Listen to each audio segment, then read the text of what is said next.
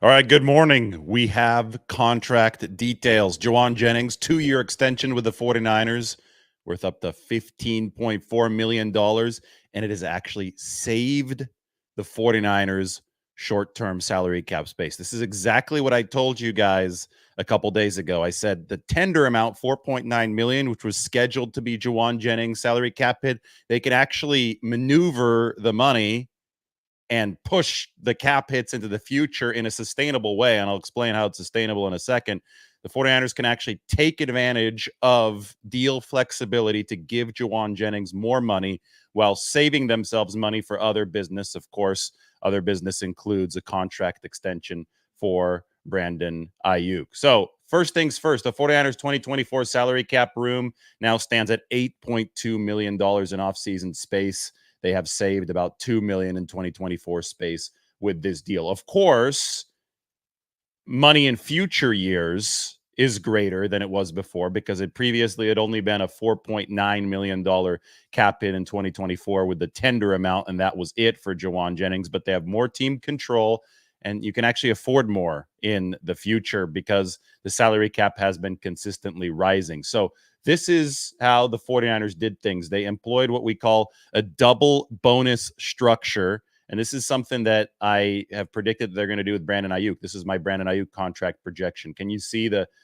blue column and the green column? That's a prorated signing bonus and a guaranteed option bonus that kicks in 2025. You can actually spread bonus money out across up to 5 years from the date that the bonus is given out. So when you give out a potential bonus to Brandon Aiyuk in 2024 of $30 million signing bonus, you could spread that over 5 years to 2028. If you give out an option bonus a year in, you can spread that out to 2029, which is why you create void years. Even though the player technically isn't under contract, the void years allow you to stretch that bonus out, like I always say, like an accordion, over up to 5 years, over a longer period of time. So that's exactly what the 49ers have done here with Jauan Jennings. The double bonus structure has been in play. They have given him a $6.2 million signing bonus. I circle that with the cursor down here. And then in year two, a $1.121 million, or sorry, a $5.6 million option bonus kicks in that only hits at $1.121 million per year. Now, interestingly, according to Over the Cap, where we're getting this data, the option bonus is not fully guaranteed, but the 49ers have fully guaranteed Jauan Jennings' base salary, which is the veteran minimum in 2025 of $1.17 million. None of this will come to matter if Jennings is still on the team and he plays through both years of the deal. But I had been under the impression, and there's always a new salary cap rule that we seem to uncover as we cover this stuff. I'd been under the impression that you had to fully guarantee the option bonus that kicks in 2025 in order to prorate it. But maybe if the base salary is guaranteed for that season, maybe that's how the 49ers were able to get around that. But this is according to the over the cap data. Anyway, the cap hits for Jauan Jennings year after year, 2.77 million here in 2024, obviously down from 4.9 million. So they save over 2 million in the short term, 4.3 million or so in 2025. And then everything that hasn't yet hit the cap, the accordion collapses if he doesn't sign an extension and he's done with the 49ers after 2025. So everything that has been paid at that point but hasn't yet hit the cap will accelerate and hit the cap all at once. And that one-time cap hit of dead money would be $8.3 million. So what the 49ers have done here is that they've kept the first two cap hits at 2.8 and $4.3 million. They've opened up short-term room, and people are like, oh, well, is that going to come back to bite them in the future? Not necessarily. The salary cap has been growing steadily, even precipitously on a year-by-year basis. We saw the largest increase in salary cap history from 2023 to 2024. It is tied to NFL revenues. So the more money the NFL as a whole brings in, the larger the salary cap is going to be. This was bargained collectively. So it is in the CBA. So as long as the NFL keeps on making more money, whether that be thanks to the Taylor Swift effect or thanks to, a greater international push or these streaming deals that the NFL has recently signed. As long as more money keeps on coming in, then the salary cap can be counted to grow. And pushing money into the future with mechanisms like what we call the accordion effect is something that doesn't hurt a team like the 49ers, because you're not paying any sort of interest on salary cap money and salary cap payments that you push into the future. It's a zero interest loan. Think of it as a zero interest loan. If there's a loan that you could take out that you could just continue paying back without any interest accruing over time, you would take that if you didn't have the cash at hand or the salary cap room at hand in the immediate moment. You'd take that 11 times out of 10. So this is money being pushed into the future. This is a potential deal for Brandon Aiyuk. This is money being pushed into the future with Jauan Jennings. It's money that the 49ers will ultimately have to pay on the salary cap, but when it comes time to pay it, the cap will be higher.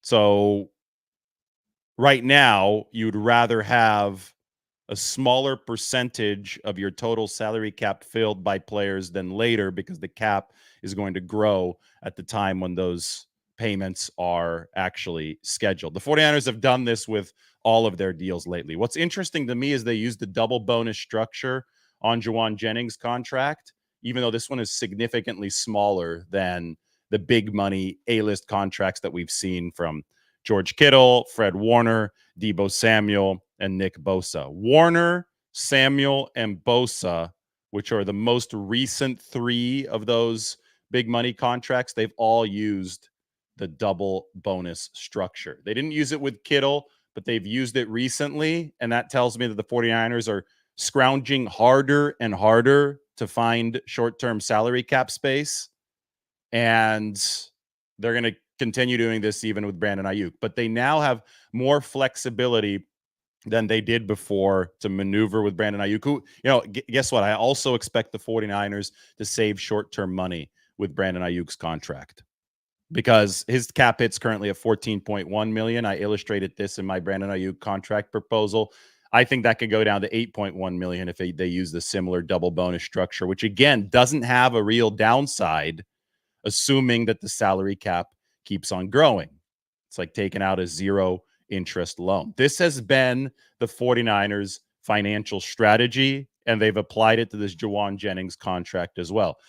In the big picture, what's really interesting to me with Jennings' deal is that the 49ers have now found a way to pay a player who's not making true A-list money, but they found a way to keep him on the team. So in the past, somebody like Kendrick Bourne, who played Jauan Jennings' role, they gave him the second-round restricted free agent tender. He signed it, but they never reached a long-term deal, something that was more valuable than the one-year contract to Kendrick Bourne, which probably at the time was worth about $4 million. The tender that the 49ers offered Jauan Jennings as a restricted free agent was $4.9 million. But they're never, the 49ers might have been interested in something a little bit longer for Kendrick Bourne, but they obviously were never able to get there.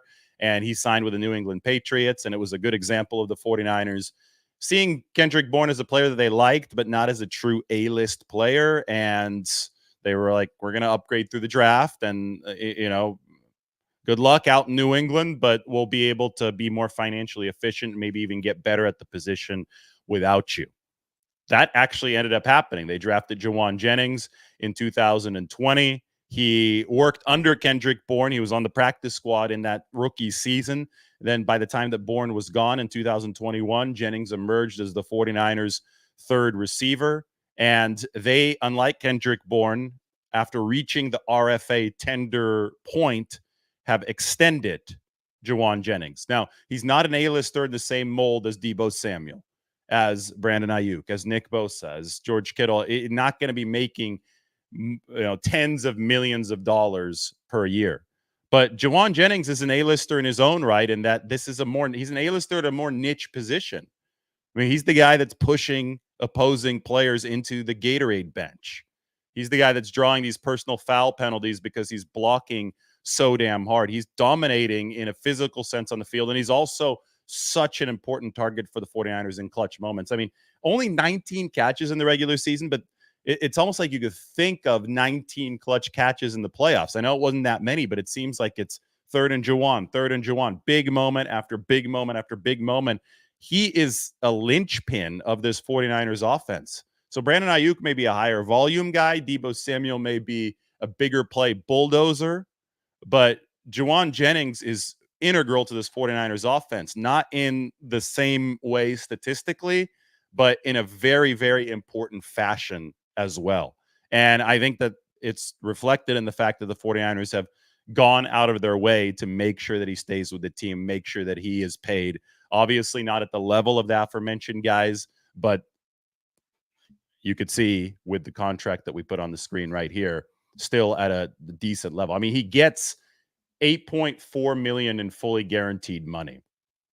If that option bonus, which is very likely to be paid in that second year, comes through for Jauan Jennings, then you can add on 5.6 million to that 8.4 million. So there you go. That's $14 million in fully guaranteed money. So I think for all intents and purposes, 14 million is going to be coming Jauan Jennings' way before the per game roster bonus and the workout bonus money even comes his way. So he stands a very good chance of making all $15.4 million of this contract. And to me, even if he makes 100% of it, the whatever that is per year, the 7.6 million or 7.7 million that it is per year, that's not going to break the bank for the 49ers. So they've managed to pay a key player, keep him around for 2025, give him financial security that he's never had before without touching the potential of keeping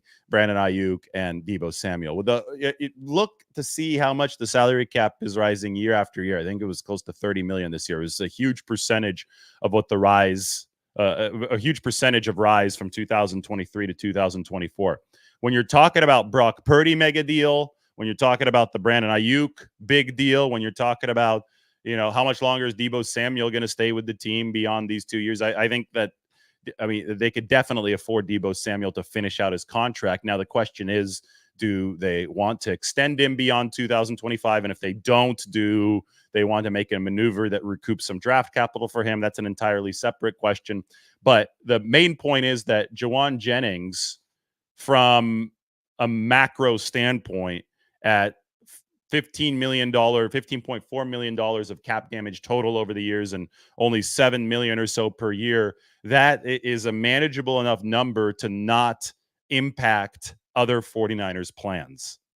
They've been able to keep Jauan Jennings at a level of cost efficiency that adds 2024 flexibility. They now have $8.2 million of short-term cap space, and B, with that flexibility, since you can carry over unused cap space from season to season, with that flexibility has allowed them to now move forward and focus on finishing this deal with Brandon Aiyuk. I mean, that probably won't happen for a couple months. I would think at some point in late July is when the Aiyuk deal is finalized. They can obviously work on that now, knowing that this is finished and this is not something that's going to negatively impact them or negatively constrain them to do bigger business down the road. And that's the magic of threading the needle of the salary cap. That is exactly what the 49ers have done in this contract for Jauan Jennings. So again, 15.4 million is the total amount.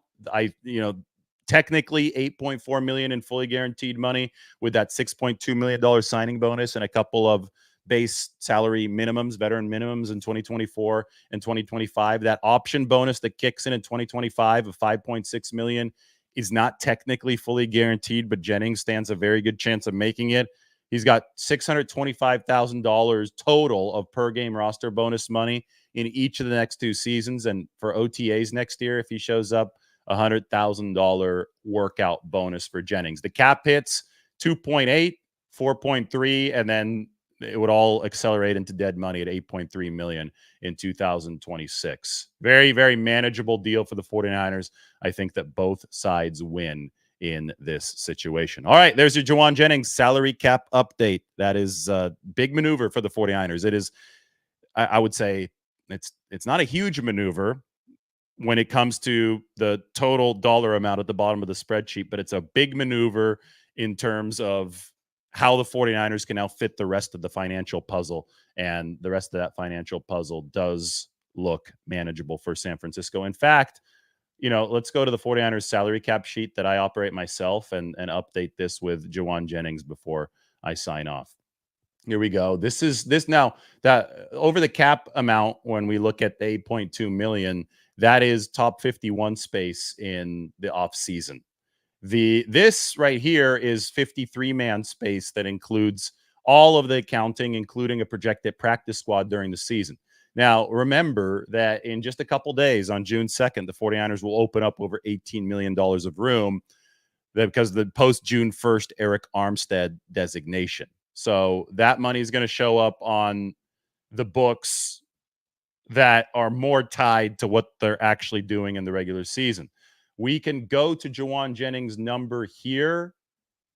And what is it? 2.774 million. So we're going to put this into Jauan Jennings' cell right here, 2.774 million. And we could see the update on the top of the screen from 14.09 million in projected space to 16.2 million in projected 2024 space, with salary cap room that is unused carrying over from season to season. So not a massive move when all of the dollars and cents are accounted for, but a big move for the 49ers to be able to keep Jauan Jennings, such a valuable and productive player, at such a manageable cost. And through the void years and through the dual bonus structure, the 49ers were able to set this up so they can now move forward unencumbered with their next orders of business, which obviously include a contract for Brandon Aiyuk. There's your 49ers salary cap update. We will talk to you very soon.